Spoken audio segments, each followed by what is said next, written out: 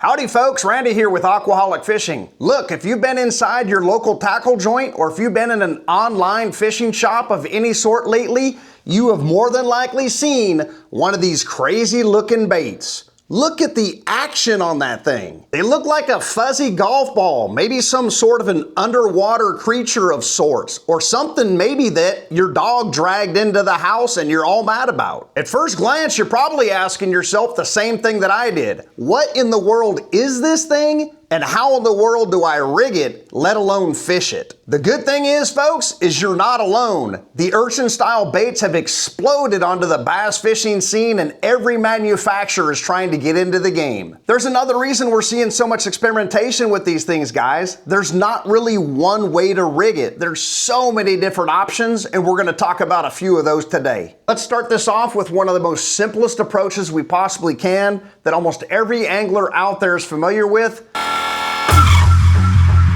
The Ned rig. When rigging the Ned rig with your favorite Urchin-style bait, take your favorite EWG Ned-style head and skin hook a small portion of the Urchin-style bait onto the hook. Run the small amount of material up the hook and place it inside the small gap provided on these EWG Ned rigs. That's it. You don't want to bury that hook deep into the bait as you will not be able to fit all that material inside the small gap provided from the manufacturer. I'm grabbing just enough material to securely hold this bait in place while leaving as many of those appendages free as possible. Now we've taken a presentation that we already know that bass eat and we've completely changed its profile. Instead of seeing that little worm down there dancing around on the Ned rig, all of a sudden, we have introduced this crazy looking thing to the largemouth bass. When the bite is tough, what do? We usually pull out the Ned rig. This is gonna be no different. When we're struggling out there, we can't get bit, we're gonna throw this Urchin-style bait out there on the Ned rig. Cast it out there, let it fall, drag it, hop it, stop it. But remember, you do not need to beat the brakes off of this bait because it's moving when it's pretty much just sitting there. Once it starts to fall or get hopped inside that water column, all of those little tentacles and appendages are going to be going every which way. Number two is going to be very simple as well, but it's going to have three different components. It's going to be the bait, it's going to be your favorite hook, and it's going to be a nail weight that's going inside of that factory hole. All of these baits have a factory hole that they use for the wire that presents the bait. Simply going to send that nail weight, Nico weight, whatever you want to call it, all the way through the bait. You'll hear a little pop. Push that in as far as you can. Take some pliers, needle nose, usually have a little cutter in there. Cut off the back side of that. Some will think that's a little bit more of a strike deterrent. If you think it is, I don't really, because I was just fishing with one that broke off and that bass had no problem with it. But if you feel like you want to cut it a little closer, cut it a little closer. This one is the Hags prickly pear dice style bait is what they call it. Some will call it the Urchin, some will call it the prickly pear, some will call it the dice bait. This is a 19 millimeter. Rojo Sandia is the name of the color. Then we simply take our hook and skin hook this bait to where the bass can actually bite it and hit the hook point. The problem is, if these baits are excessively big and that bass does not have a very large mouth or it is biting short that day, it might not reach the hook point that's all the way up there on the top of the bait. You're gonna maybe want to experiment with your location as far as where you place the hook in that Urchin-style bass bait. I have a good feeling about that cast right there. If I could just find a little bit of patience to leave this thing alone, I think we'll get a good little strike. Sometimes we have a habit of just overworking our baits, especially in our mind if we feel like they're underperforming. Sometimes it just needs to be left alone and let it have that natural fall rate. There's one. Decent bass. He picked that up. He liked the little pink one.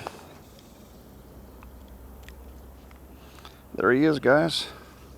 Not a real big bass, but we got him on this little pink urchin bait. Thank you, sir. Appreciate that bite.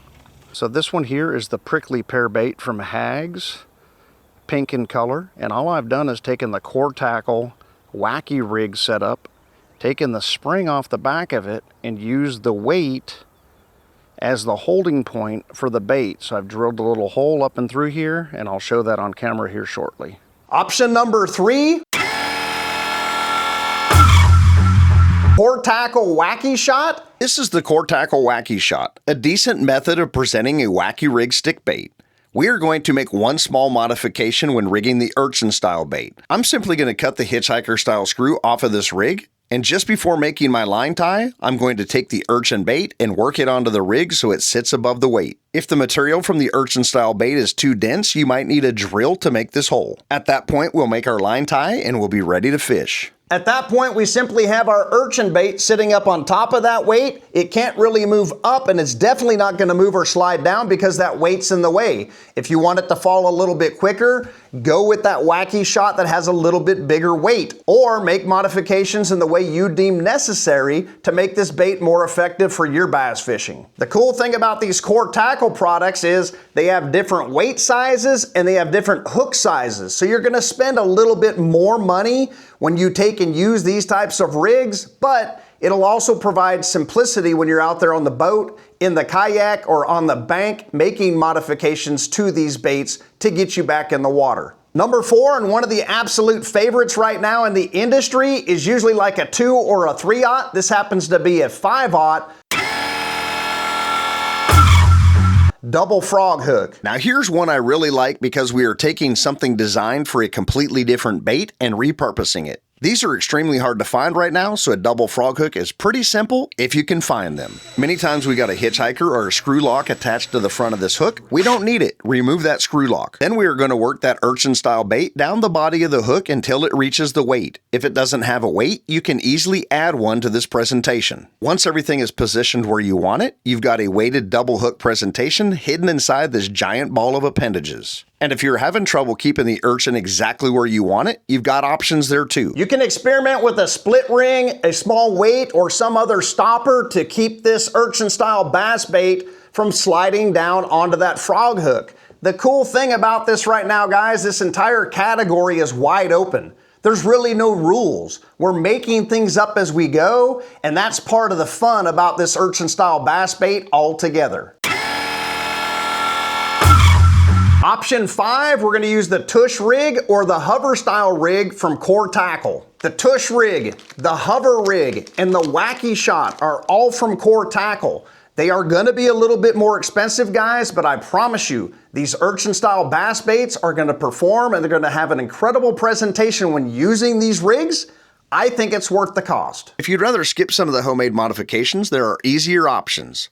Something like the Core Tackle Tush or a similar hover rig style can make this extremely simple. You've already got the weight and the hook incorporated into this presentation. Get the urchin position where you want it, tie it on, and you are fishing. The downside? That convenience can get expensive pretty damn quick. Experiment with different sizes of weights or nail weights inside of these baits. That's going to determine the fall rate, how fast or how slow that bait is entering into the water column. Visit a local tackle shop, go to the online tackle stores, look at a rig and say, can I put an urchin bait on that? Will an urchin bait work on this? The answer is probably yes, but the deciding factor in all of this is going to be that largemouth bass that we're all out there chasing. Where do you actually throw this thing? I'd start anywhere a bass is getting a good look at traditional presentations and refusing them. Docks, rock, brush, laydowns, grass edges, standing timber, bluegill beds, clear water situations, and especially areas receiving a lot of fishing pressure. This isn't necessarily the bait I'm grabbing when I want to burn down a bank at 90 miles an hour. This is something I'm throwing when I believe the bass are there and need a little convincing to eat. Cast it out. Let those appendages work, give it subtle movement, let it sit, move it again. Every rig we have talked about today gives that urchin a slightly different fall, posture, and action. And figuring out which one the bass want, well, that's fishing. When it's all said and done, are these going to replace the wacky rig? Nope. Is it going to replace the Texas rig? Not happening. Jigs, drop shots, it doesn't matter. This is not going to replace any of those baits. And they don't need to, folks. It's simply another tool, another thing to have inside of your tackle bag, and something to spend your hard-earned money on. If you've already been out there and you've been throwing these urchin-style baits, drop down in the comments and let me know how you're rigging yours. What has been effective and what has worked well for you? If you're new to the channel, please think about subscribing. And if you've been here for a while, please hit that like button. It really helps the channel grow. This is Randy with Aquaholic Fishing, reminding you, get hooked. We'll see you guys on the next one.